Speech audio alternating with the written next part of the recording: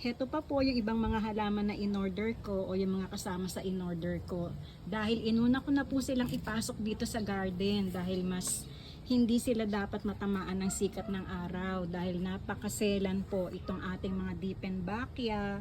Ito po ay mga indoor plants. Ayan. Meron tayong Alocasia, Long Iloba. Ito nga po pala si Long Iloba ay isa sa mga mahirap hanapin o rare na variety ng Alocasia bagamat ito ay local sa atin sa Pilipinas. Ito naman ito ay isa pa sa rare variety pero imported. Siya naman po ay si Alocasia Regal Shield. Ayan. Ang ganda lang o may panibagong tutubo. At meron tayo ditong Calathea Peacock, isa pa sa hindi pwedeng maarawan. Madali kasing masunog yung mga dahon nila eh. Tapos meron din ako dito Marble Queen Pothos. Papalitan ko to ng pasoy. Ilalagay ko to sa hanging pot para mas may arrive. O diba? Mas maganda tingnan kasi diba po ang mga pothos pag nakahang ano. Yan. So ito naman po ay Sea Golden Pothos. Iba rin yung mga dahon niya, medyo pahaba na patulis. Yan. So dito muna sila at ihahanda ko lang ang aking mga potting mixes at mga paso na aking pagtataniman.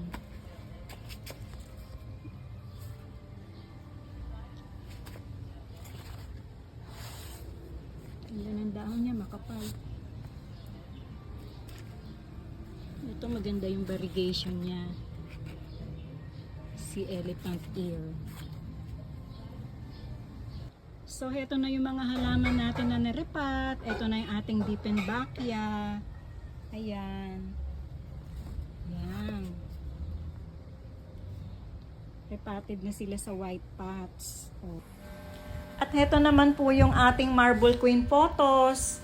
Nilagay ko na siya dito sa hanging pot para mas maganda ang dating. At ito naman ang ating Golden Pothos.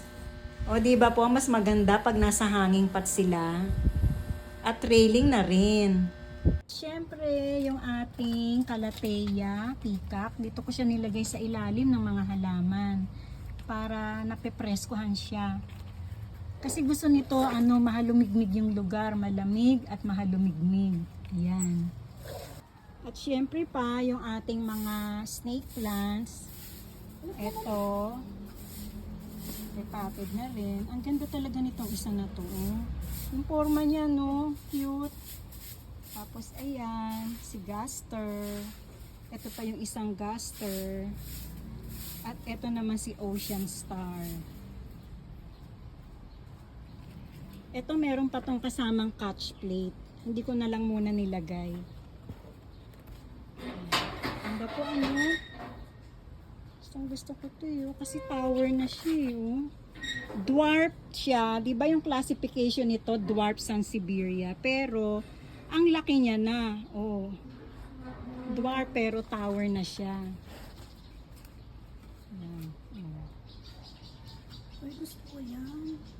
So hanggang dito na lamang po ang aking pagbabahagi. Samahan niyo po ulit ako sa ating susunod na unboxing serye.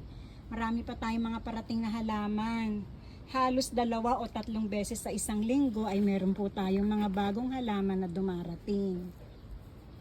Hanggang dito na lamang. Muli ito po ang The Late Bloomer. Happy planting!